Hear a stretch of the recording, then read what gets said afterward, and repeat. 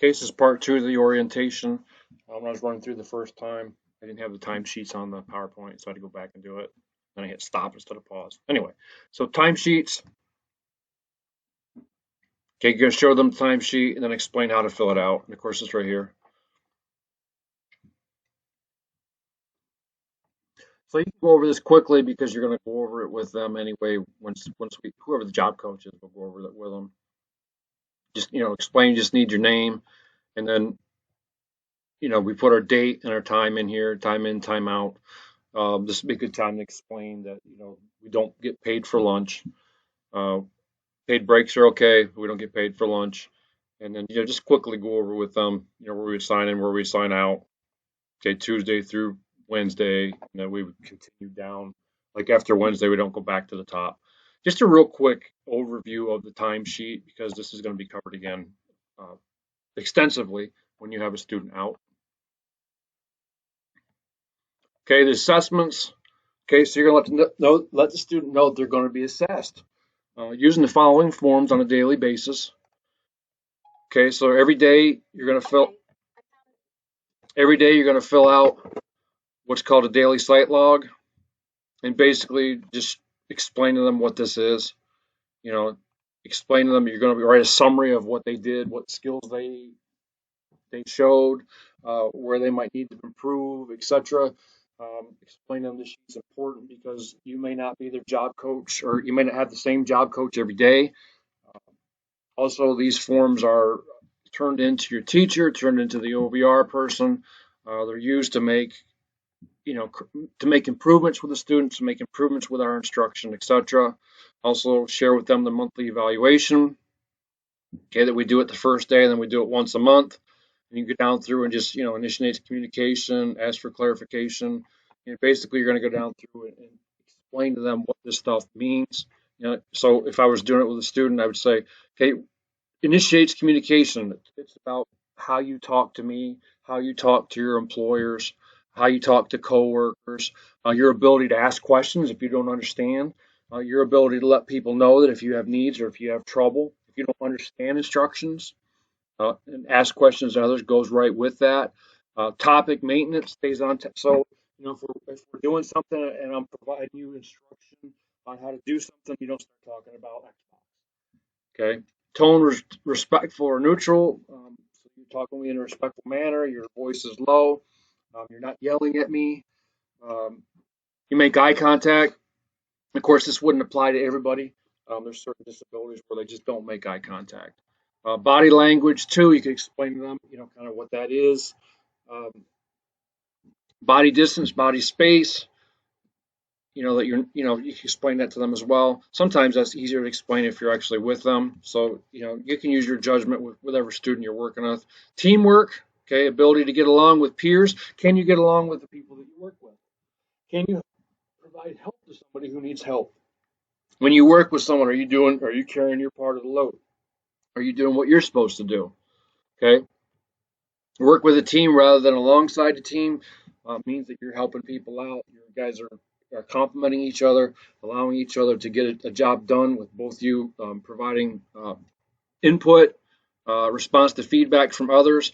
Okay, explain to them. It's like if you make a mistake, the job coach is going to have to call you on it. They're going to have to let you know, hey, you made this mistake. Here's what you need to do next time. Okay, so when we're talking about response, when someone corrects you, you're saying, yeah, okay, and make that correction. Or you're saying, you're being mean to me. You're being nasty to me.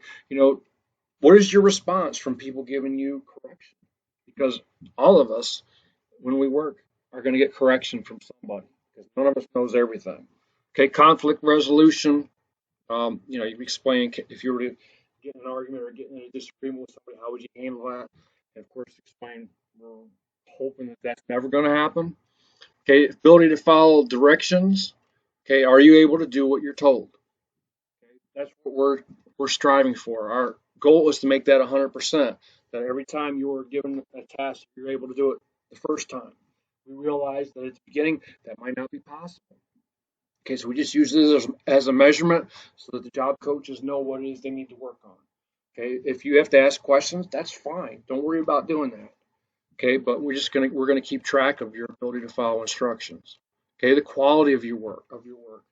Okay, if I ask you to do something, if I ask you to clean a restroom, okay, is it done correctly? Or do I have to go back and have you redo it? Okay, that's what that covers. Okay, task initiation or time management. Are you staying on the job? Are you doing what you're supposed to do?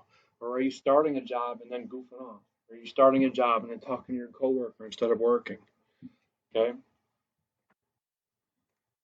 oops, turn blue. Now, so I can fix that. There we go. All right. Task initiation, time management. Again, it's just explain to them what these things are. Okay. And then, of course, explain to them that every month you're going to write a summary based on those skills that we were just talking about of how the student is doing. Okay. Okay. Let them know that these assessments are shared with their parents, with teachers, and with OVR counselors. Let them know that not to get too upset about things. That at the beginning we expect that they're going to need work on these particular skills, and that it's our job to make them improve. And it's our job to make sure that they're better at all of those skills by the end of this placement. Okay. What to do if they collect SSI? Okay, so if the student you're working with does not collect SSI, just skip this slide.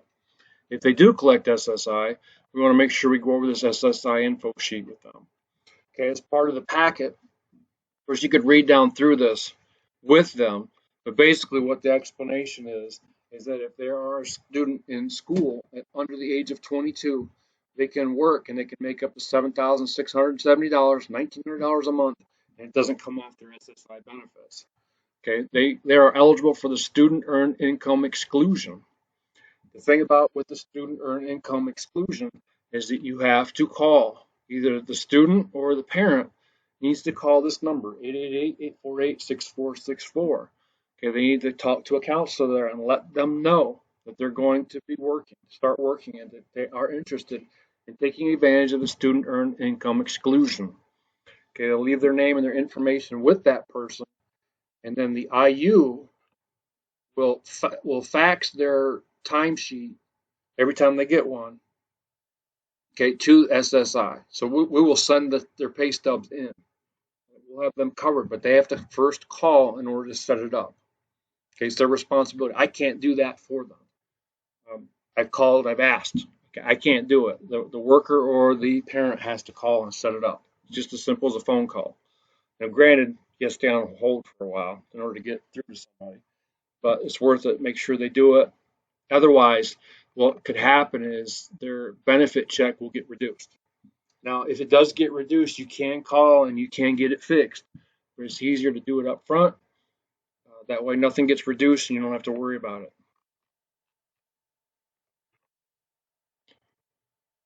Okay, absences, you're going to explain to them, if you're sick today, you're scheduled to work, call your job coach and your employer as soon as possible.